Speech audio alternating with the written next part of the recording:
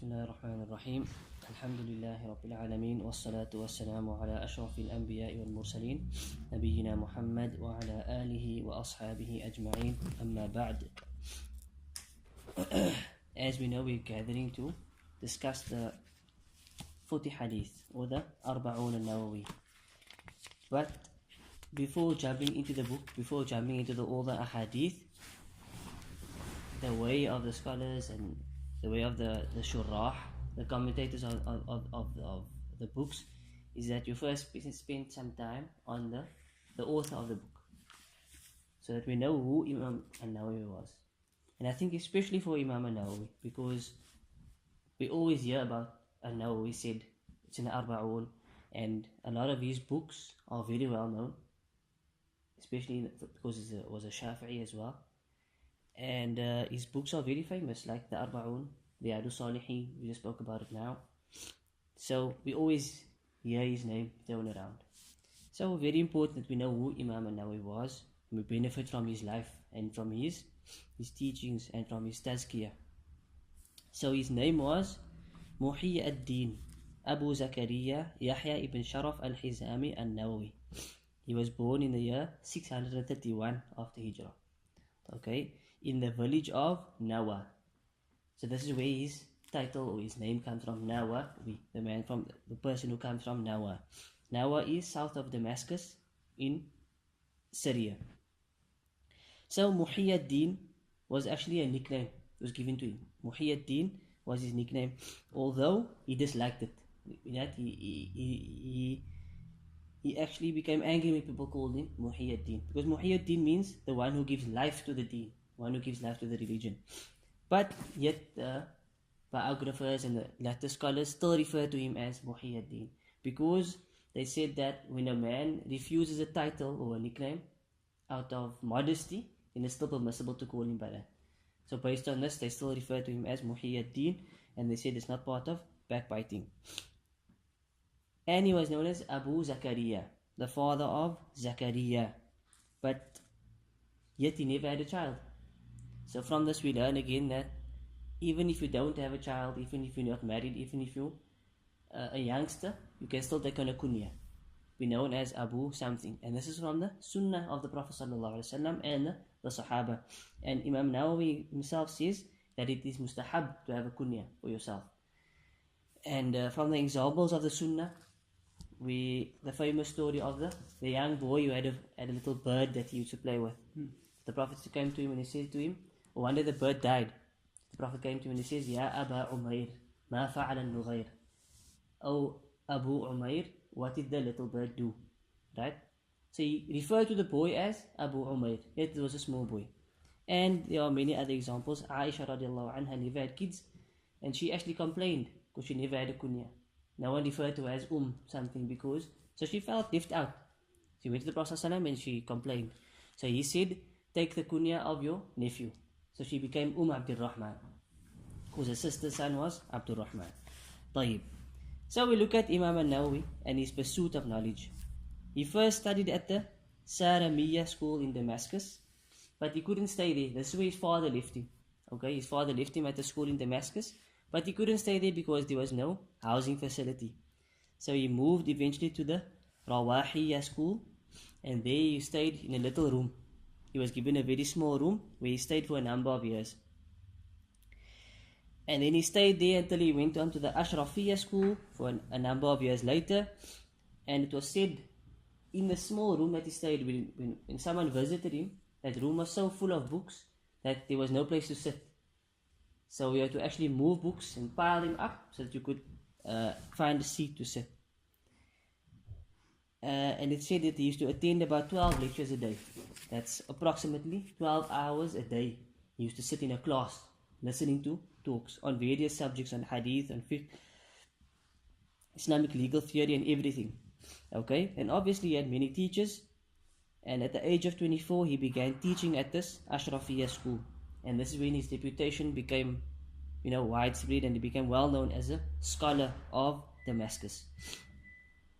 So this pursuit of knowledge dominated his entire life.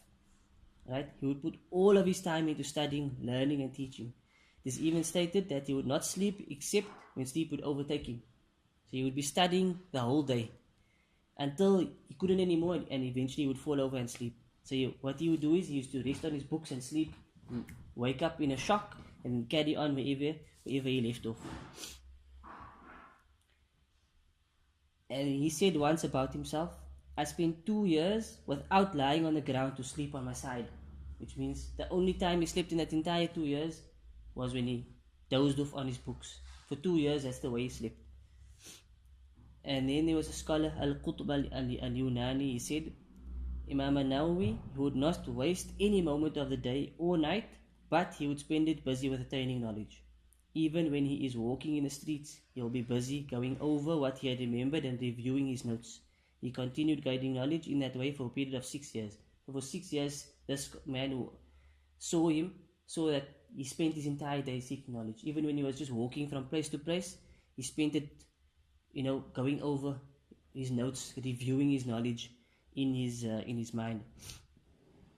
So Ad-Dhikr wrote about him that he would have 12 sessions a day, as we mentioned, right? So these included explanations, verifications, commentaries, explaining the difficult aspects and expressions, as well as exacting the correct wordings. Okay, so if this took 12 hours a day, then he spent reviewing that same work that he took. He would go over that work at night. So they say that this takes about 12 hours as well. So this is 24 hours of the day. So where did he find time to eat? Where did he find time to perform his voluntary salah? Because it's established, it's narrated that he used to make tahajjud. But where did he find the time? And where did he find the time to write books and all of these? Because we have so many of his books with us today. So the scholars have said that all that we can say is that this shows how Allah blessed him and graced him. Allah blessed him in his time, and He gave him the ability to complete in one day what it takes everyone else 2 days to do. So this is baraka in your time, right? Where some of us, we find the day just goes by and we didn't accomplish anything. We couldn't find time to read the Quran, couldn't find time to read a book, couldn't find time to do, some people can't even find time to make salah. But look at Imam an-Nawawi. He dedicated his life to pursuing knowledge, to studying, to reading all day long. But he always found time to do much more. To take us maybe a week to do in today's time what he would do in one day. And that's besides the aspect of all the amount of worship on the side that he used to do. Right, so the scholars are saying that this is the only way we can explain all of his wonderful, detailed and radiant writings in a span of time that lasted no more than 15 years. Because he was a scholar for 15 years only. Imam an-Nawawi died at the age of 44, he passed away. So if you think of it, at 44, and you look at the legacy that he left behind, the only way that we can explain this is to say that Allah really blessed him in his time, and because of his efforts, his intentions that must have been sincere, Allah blessed him in his time, and therefore he was able to leave behind a legacy of scholarship like he did. As for his austerity, right, he led a very, very simple and pure life. Some narrations state that all the clothing he possessed was a turban and a long gown. That's all he possessed, according to some narrations. And he had no desire for the pleasures of this world. So, it said that at one point in time, he would not eat anything except some cake and olives that his father would send from home.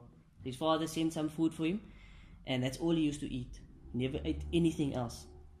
And of the reasons for this was because that he was certain that such food came from permissible sources. So we find that Imam an-Nawawi was extremely strict on himself. Okay? When he stayed in Damascus, where he went to study, there were lots of orchids and fruits available. But he refused to eat from them. Why? Because he felt that they weren't handled properly. Some of them were waqaf, they were endowments that were left behind, and they were not being held properly, so he refused to eat from them. He'd rather go hungry. Some of them was handled through sharecropping. And there's ikhtilaf on the issue of sharecropping. So he refused to eat from that. Because he only wanted to eat that which he was 100% sure was halal. So when his father would send him a cake or olives, that's what he used to live off. And this was from his piety. And that's why they said, and now he was afraid to involve himself in any matter concerning which there was even the slightest doubt. So if he felt that this food, there's slight doubt in this, he refused to eat it. And this is from his piety. He was also well known for his modesty. Part of his modesty included never being served by any of his students. We all know when you have a teacher, you want to do something for him, whatever, bring him something. He refused to be served, rather he would serve them, even into his old age, meaning just before he passed away, he was known still to be the one who serves rather than being served upon. It was said that Imam Nawawi would fast perpetually, meaning he used to fast every day. And we know this is again an issue that is mukhtalafi, right? Because many scholars are of the opinion that it's not permissible to fast every day. But he was of the opinion that it is permissible if you have the capability to do it. So he used to fast almost every day except the days of Eid. He used to be permanently fasting. He would only eat once a day after the last obligatory prayer of the day. So after Isha he would eat. That's it. And he would only drink once a day before Fajr. So he eats after Isha and he drinks before Fajr, and that's it. And this was done why? So that he dedicated all of his time and work to worship instead of the pleasures of this life. This was him. He wasn't a Zahid. The pure meaning of the word Zahid, this was Imam an-Nawawi. He had no inclination to the dunya whatsoever. No, he didn't seek the pleasure of the world at all, even that which was permissible for him. And as the ulama have said, it is said that knowledge is not attained by rest. For the one who is always on his, resting and taking it easy, such a person never really attains any knowledge. In fact, a person will not receive even part of knowledge until or unless he dedicates all of himself to it. So if you give yourself over to knowledge, then you will find a little bit of knowledge. If a person dedicates all of himself to knowledge, then he may achieve a portion of it. This is how the scholars speak that. And many of the ulama have said, if you want to be a talibul ilm, if you want to consider yourself a student of knowledge, then you need to at least spend 8 hours a day reading. 8 hours a day you have to spend reading. Whether it's Quran, whether it's other books, that's what a student of knowledge is. Recently I saw a clip, Sheikh Sa'ad al-Shithri, one of the ulama in Saudi. He spent 17 hours a day in his maktaba, in his library. 17 hours a day in his library. And this is how they attain the knowledge that they have. This is how they become known as true scholars of the ummah. As for accepting money, then he used to accept initially for his teaching, but that money he used specifically to buy books. Eventually he stopped accepting any money and he used to teach for free. And again, this is from his zuhd. This is not an issue where you can't say because he never accepted money it's haram, or that he was of the view that it's haram. This was just from his piety that he thought he's teaching for the sake of Allah and he's not accepting any stipend for his teaching. And the only material possession that he had in this dunya was books. That's all. Right? So if you picture him, you can picture a man in a little room surrounded by books. That's all he really contained. He barely had any clothes on his body. That's all he spent his money was, not even on food, was specifically on his books. And then there's narrations about how many books he had. One of the great books that he wrote was al-Majmu', right? It's a famous Shafi'i fiqh book. Okay, it's a big book. It's printed in about 10 or 11 volumes. But Imam Nawawi never completed the book. Okay, so years later, one of the famous Shafi'i scholars, Tajuddin as-Subki, was approached and they asked him to complete the book, carry on where he left off, and complete it in the same manner that he used to write it. But he tried to excuse himself by saying that he did not have the number of references that Imam Nawawi had. So again, it shows this is a latter-day scholar who had more available to him, yet he says that he never had the references that Imam Nawawi had, so he cannot do the same job that Imam Nawawi used to do. So it shows that he had a lot of books, and he spent all of his wealth on buying books. Then we learn that Imam Nawawi, Rahimahullah, he never got married. Right? So he was of the scholars, the famous scholars throughout history that never got married. Likewise, Shaykh al-Islam Ibn Taymiyyah as well, never got married. So why didn't he get married? We know there's a famous hadith, an-nikahu min sunnati, faman raghiba an sunnati falaysa minni. Prophet said, an-nikah, to get married, is from my sunnah. So whoever turns away from my sunnah, then he's not from me, he's just from falaysa minni. Right? But Imam Nawawi knew this hadith. So why would he not want to implement the hadith? So there's various reasons that was given, various ulama came with, could be this, it could be that. So some said the most obvious reason was his piety, or rather, not his piety, his zuhd, right? That he had no desire for the pleasures of this world, and that's why maybe it just never attracted to and never called to him, and his life was filled with a desire to learn. So he spent his day in, day out with books, with reading, with writing. He never had time to get married. He never had time to go seek a wife or whatever. So the temptations of this life seem to have never stirred his heart, right? And this was probably the most valid reason as to why he never got married. We mentioned Ad-Diqr, who wrote about Imam Nawawi before. So he writes that the reason could have been his piety, right? And his fear of Allah. Because it is possible that he did not marry because he feared that he would not be able to fulfill the rights of his spouse. Again, out of his taqwa, meaning he knew that if I get married, my wife will have rights over me. And he feared that he won't be able to fulfill his wife's rights. And this could be a reason that he never got married. And there's a famous hadith of Asma in which she states that she served her husband in many ways. Okay, then Imam Nawawi Rahimahullah commented on this hadith and he said, that is all part of the goodness and kindness that people follow. This is where the woman serves her husband in those things that she mentioned, such as preparing food, cooking, washing clothing, and so forth. This is all voluntary work on the part of a woman towards her husband and her good dealings with him. So Imam Nawawi is saying for a woman to do all these chores and this housework is voluntary. If she wants to, she can do it. If she doesn't want to, she doesn't have to do it. But he also said that it's something that's very good. And then he says only two things are obligatory upon the woman, and that is keeping herself ready and prepared for her husband, meaning sexually, and staying in his house. She cannot leave his house unless with her permission, with his permission. But again, these are issues that have difference of opinion. This was his view, that these things are voluntary. It's her choice if she wants to do it or not. I think the rajih in this mas'ala is that it goes back to your custom. Okay, this is a mas'ala that goes back to the custom of the people. If it's from the custom of the people that the woman serves her husband, then it's wajib for her to serve her husband. If it's from the custom of the people that she doesn't, it's by choice, then she has a choice. Okay, this is from the issues that goes back to the custom of the land of where you stay. So you cannot pass a blanket fatwa and say she must or she doesn't have to. Depends on the custom of your area, of the family that she's married into. Not where she comes from, but rather where she's married into, where she stays. That's the custom that she must now follow by. Okay, so this is an issue that goes back to that. That's the rajih in the mas'ala, wallahu a'lam. But Imam Nawawi was of the opinion that it is voluntary. And it is said that the reasons he never got married could have been out of his piety, that he felt that he wouldn't fulfill the rights of his wife. As for his aqidah, right? So we know that the correct aqidah undoubtedly is follow the Quran and Sunnah according to the understanding of the Salafus Salih, the Sahaba, the Tabi'een, and the Atba'u Tabi'een, without doubt. Okay. However, we find that Imam an-Nawawi Rahimahullah, there were certain issues where he moved away from that. Not moved away, rather he fell into issues that were against the way of the Salaf. For example, he fell into Ash'ariyism. Okay.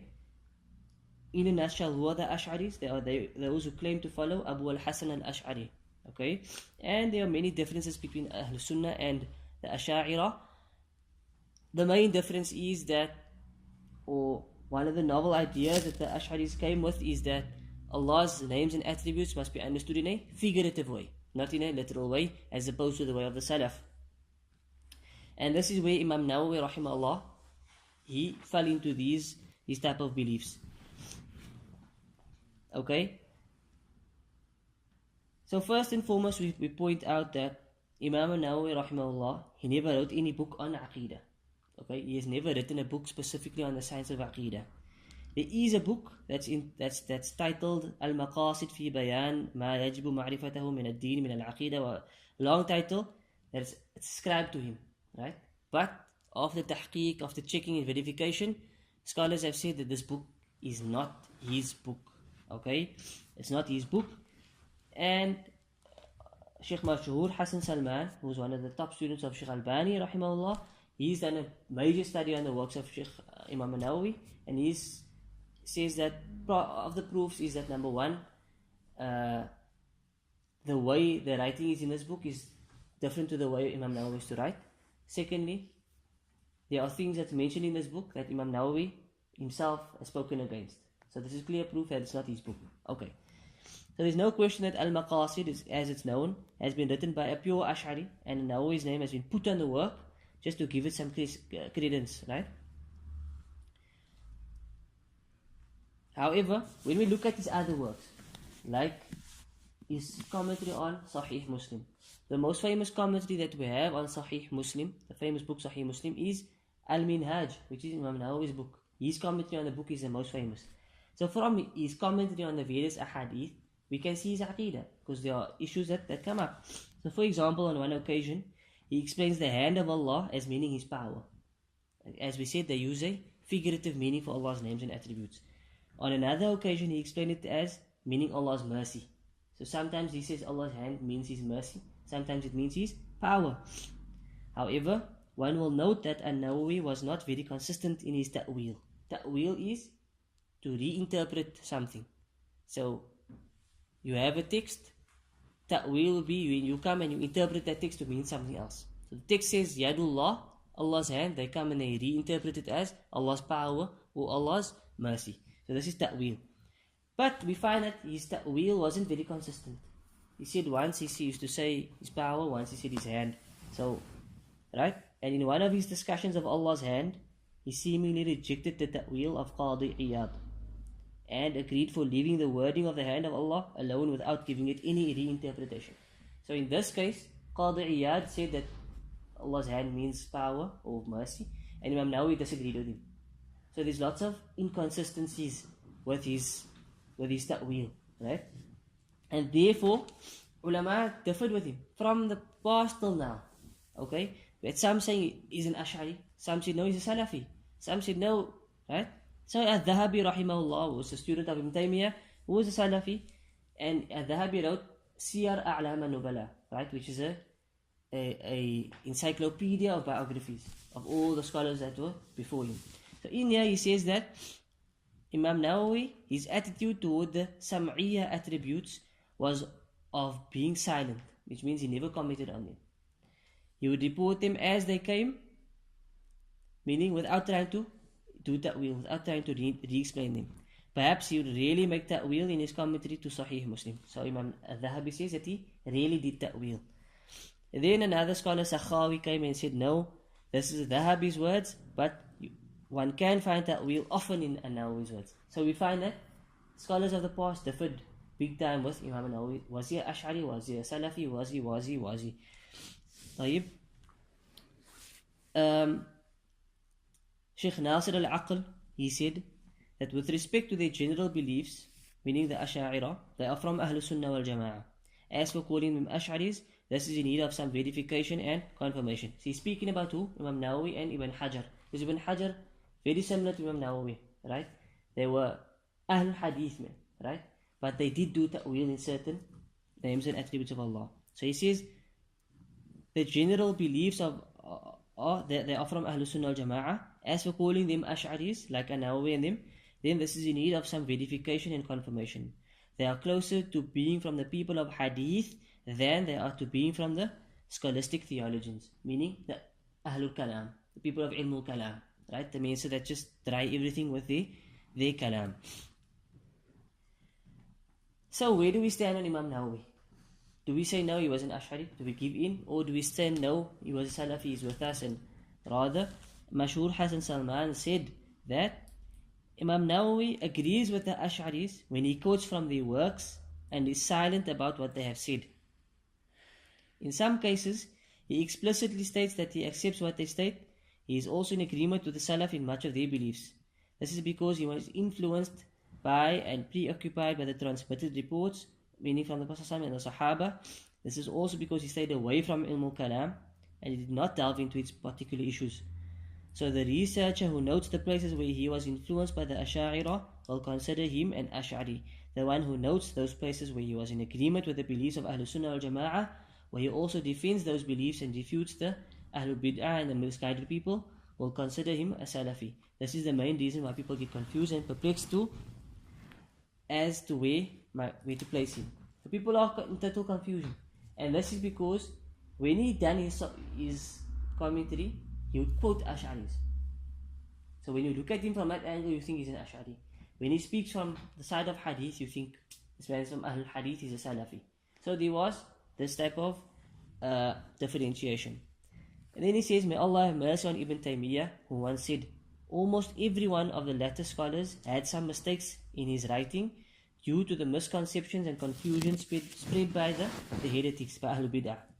That is why one will find in many of the writings on legal theory, creed, fiqh, asceticism, Quranic commentary and hadith, that a person will quote on a very important issue a number of opinions and will quote a number of different views and people, but the view with which Allah and His Messenger is not mentioned.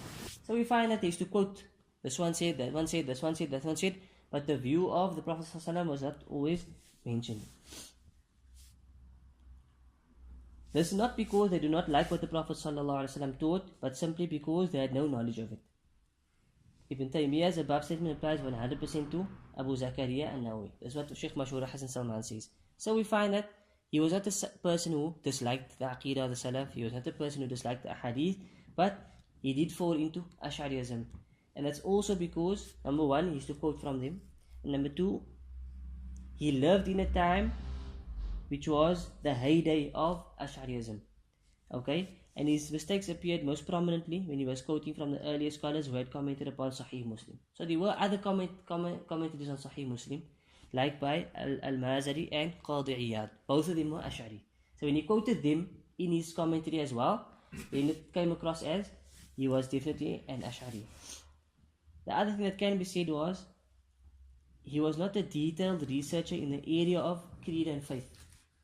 So he was not a big scholar of Aqidah. Right? For example, Ibn Taymiyyah he wrote on Aqidah many times. He was a researcher of Aqidah. Imam Nawawi, not so much. So he was content with taking what the earlier writers had stated, in particular Qadi Iyad, and he left the matter at that. So he took what they said and he left it at that. You with me? He didn't come out and say, I'm an Ash'ari, and rather he quoted from them and he left it at that. And the other thing the scholars say, that had he lived in a time where he wasn't surrounded by so many Ash'aris, and he didn't live in the time, that century that he lived in was the heyday of the Ash'aris, and the school of thought was established. But if we look at one of his students, Ibn al-Attar, who was his most prominent student, he lived a little bit later, right? He met Ibn Taymiyyah and al-Dhahabi, okay? And he became a Salafi.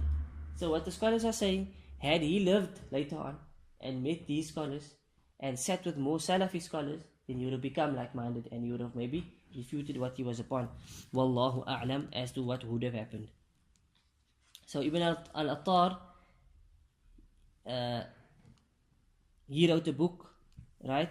The belief that is free from any form of doubt or criticism. In that work, he completely refuted the concept of ta'wil that his teacher an-Nawawi had fallen into on occasions. So his own student refuted what he used to say, his closest student. So these are the type of things that we can say about an-Nawawi in terms of his aqidah, and in terms of the fact that we don't write him off and say no, he was an Ash'ari, but we make excuses for him. We have husnul dhan for him because he was a great scholar of al-Islam.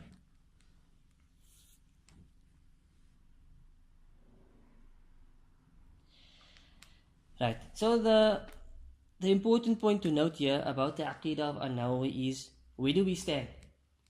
Right? Because this is very important, because some people have gone to one extreme, they burn the books of an-Nawawi. Right? They say, no, he's the innovator, because he did that, we was an Ash'ari, can't take from him. Right? Others said, nah, they completely defended him. Right? So where do we stand on Imam an-Nawawi? Because the Ash'aris, they claimed him. The hardcore Salafis have said, no, we don't use him at all, because he's an Ash'ari, and without a doubt the ta'wil that he done is a bid'ah. So you ask me, how do we take, is he now from Ahlul Bid'ah or not?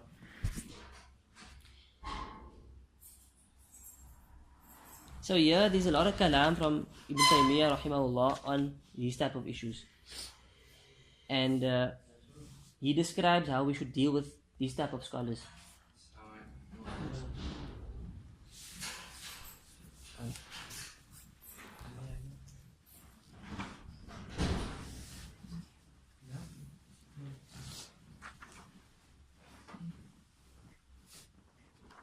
Right? So Ibn Taymiyyah has a lot of write-ups about this, and he discusses how do we deal with these type of ulama.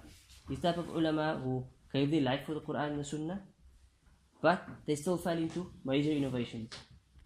Okay? So he says that no one is permitted to follow the slips of the scholars. That's first and foremost. We must understand this. If a scholar makes a mistake, you admit his fault and you move away.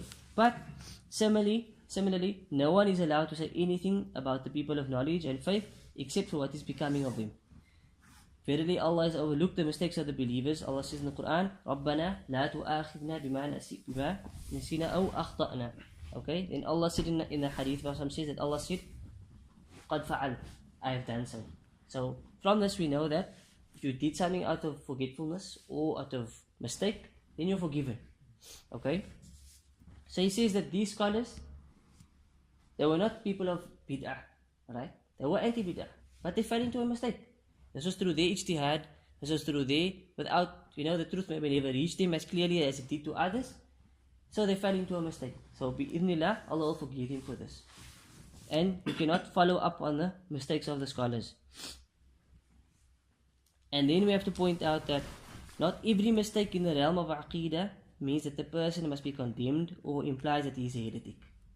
Not every mistake. Because you have to look at the mistake. You have to look at Iqamatul Hujjah. Was proof established to him or not? Did he, as we mentioned, if you just quote from those before him, did he sit with a proper scholar and, establish the proofs towards him? So you cannot just rule someone off. And here the qa'idah comes in. You get the bid'ah and then you get the mubtadi'. It's two different things. So you get the shirk and you get the mushrik. We don't automatically say the one is a mushrik because he done shirk. Likewise here, you cannot automatically say he was an innovator because he done bid'ah. He did a mistake, bi'idhnillah. And then Ibn Taymiyyah himself says, it's not necessarily that the case that everyone who makes a mistake in matters of aqidah is destined to be from the destroyed and losers. Okay, Ibn Taymiyyah's words. Perhaps the disputant was a mistaken mujtahid for whom Allah will forgive his mistake. It is also possible that he did not receive enough information about the topic to conclude that the proof has been established against him. So, this is exactly our view towards Imam an-Nawawi, that he fell into a mistake. We don't follow him in his mistakes, but at the same time, we don't write him off. Rather, we make an excuse for him. We say he was a mujtahid who erred. And what's the hadith of the mujtahid? The hadith says, إذا اجتهد الحاكم ثم أخطأ فله أجر واحد. Right? If the mujtahid makes a mistake, then he has one reward. So he does his research, he does his whatever, he passes a ruling. If he was wrong, Allah said he has one reward. If he's right, then he gets double the reward. So in this case we say that he was a mujtahid who made a mistake, and he will have his reward for that, and bi'idhnillah, he will be forgiven as well.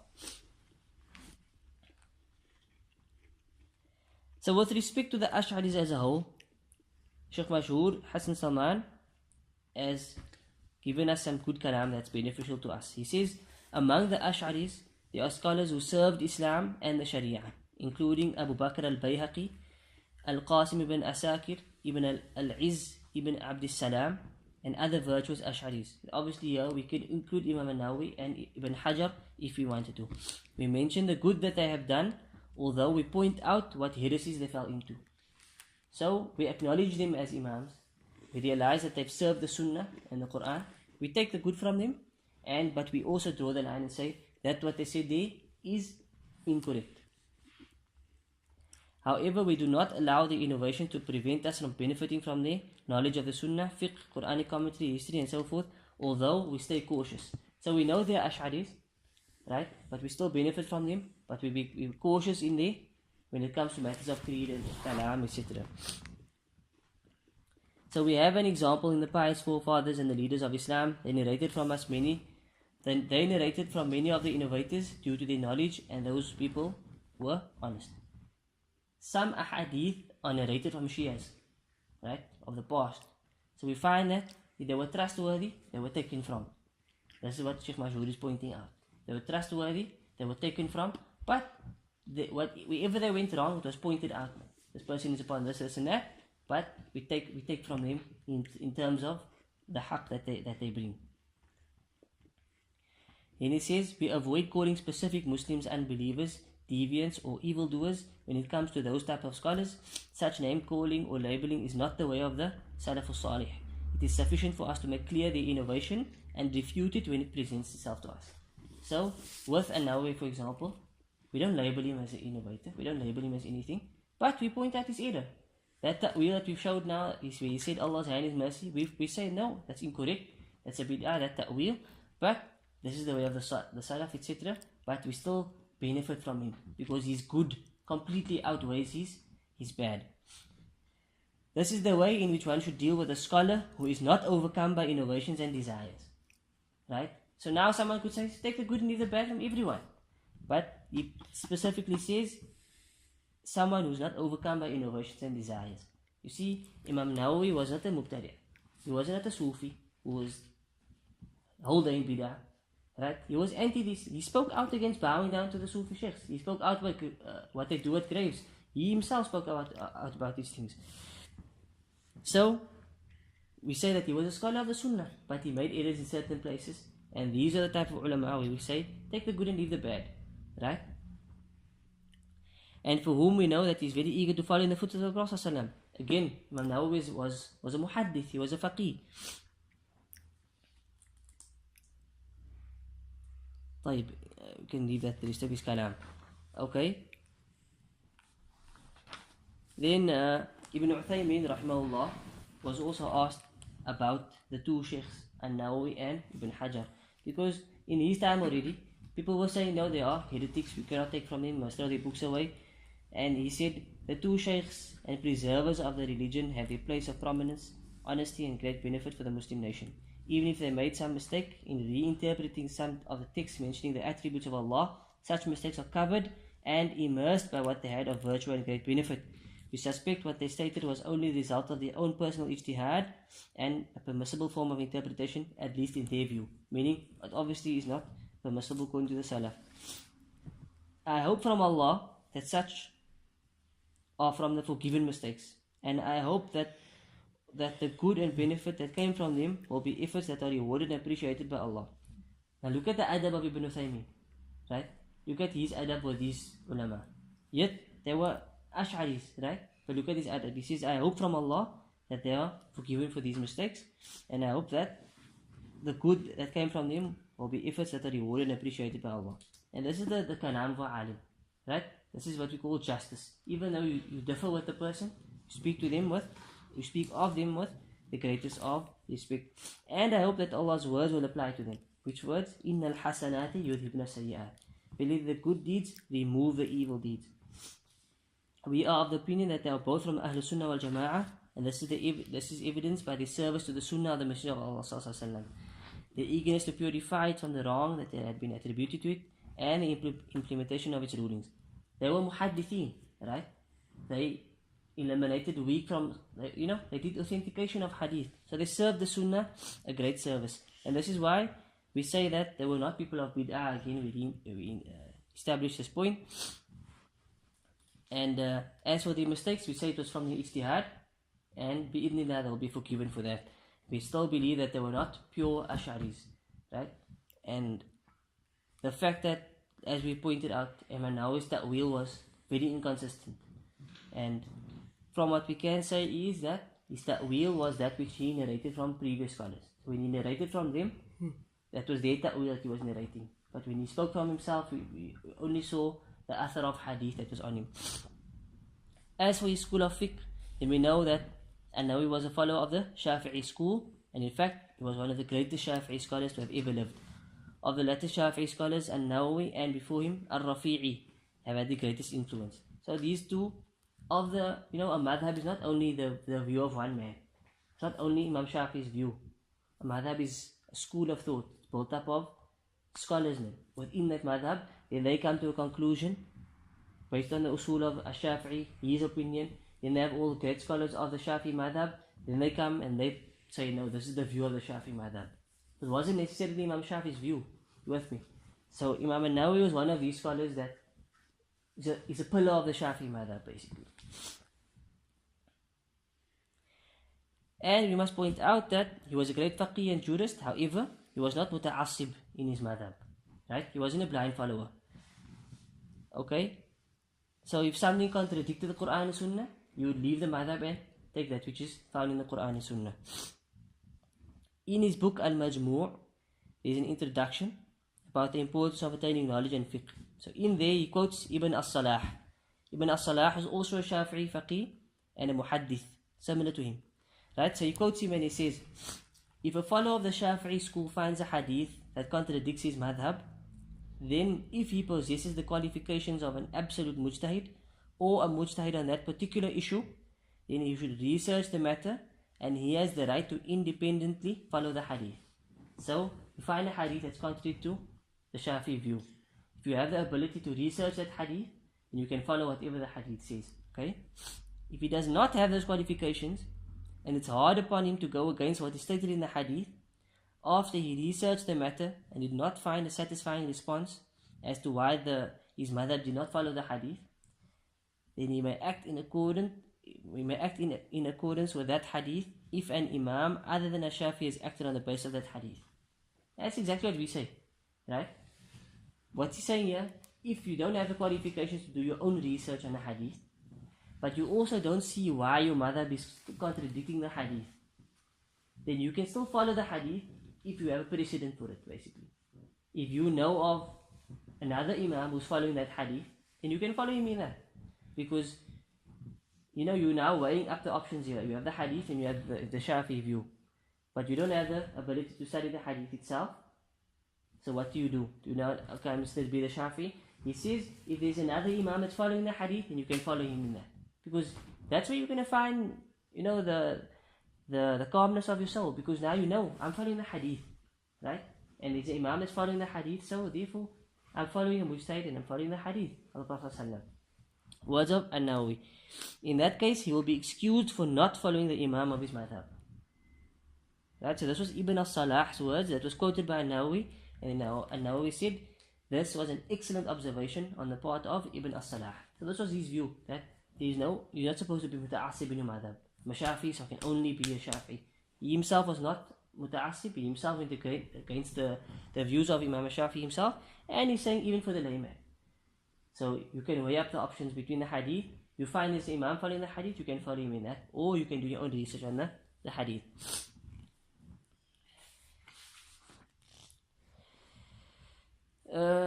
As for his writings, there are three aspects that definitely stand out concerning an-Nawawi's writings. The first aspect is how accepted and appreciating his writings were. Right? And this is evident in our times. His writings were accepted because what he wrote stood. You with me? From his times till now, his writings are well known. This book, Arba'un an-Nawawi, is being taught throughout the world. Has hundreds of commentaries on it. Riyadus Salihin. It's probably no masjid except that you're going to find Riyadus Salihin in there. Right? Sahih Muslim, like we said, and al-Majmu', like we said, these are big works of scholarship that's taught everywhere. By all madhaib, they use this book to refer back to because it was such an excellent book. The second aspect is how much an-Nawawi was able to write in a fairly short period of time. This again is evident for the fact that he died at 44. He was only a scholar for 20 odd years, but look at what legacy he is behind. So he was able to write in a very short amount of time. He was able to write a lot. And the third aspect deals with an-Nawawi's clarity of expression, conciseness and comprehensiveness. This we can only experience if we actually go through his books and read, and you'll see how accurate and concise he was.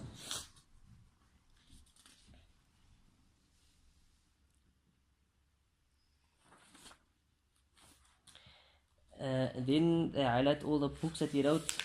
From the most famous ones, as we see, al-Majmu', Commentary on Sahih Muslim, Riyadus Salihin, Radud Talibin, which is a famous book on Shafi fiqh, Minhaj al-Talibin, right? And then they highlight a whole lot of points about how brave he was, and that he used to stand up against the rulers, So when the ruler used to pass a ruling that was incorrect, you would write against him. And you defend the masses. And there's lots of examples over that. That's a bit too much to go into. But the point is, he lived for Amr bil Ma'ruf wa Nahi anil Munkar. Right? If you saw wrong, you would write against it, or you would, even if it was from the rulers. One point to highlight is that when you're correcting a ruler, it's not supposed to be done in public.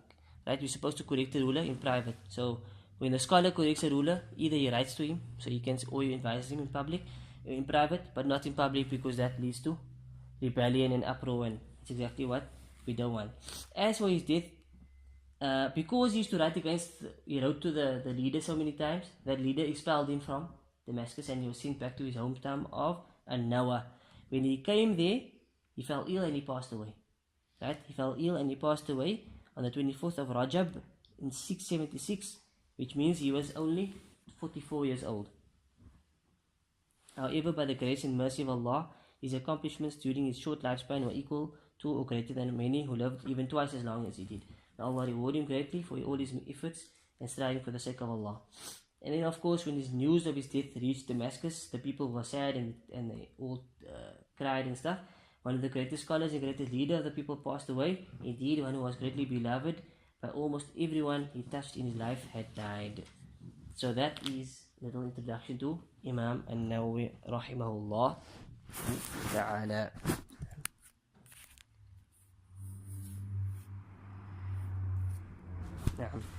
So, next dars, Imam Nawawi wrote an introduction to the 40 Hadith. In that,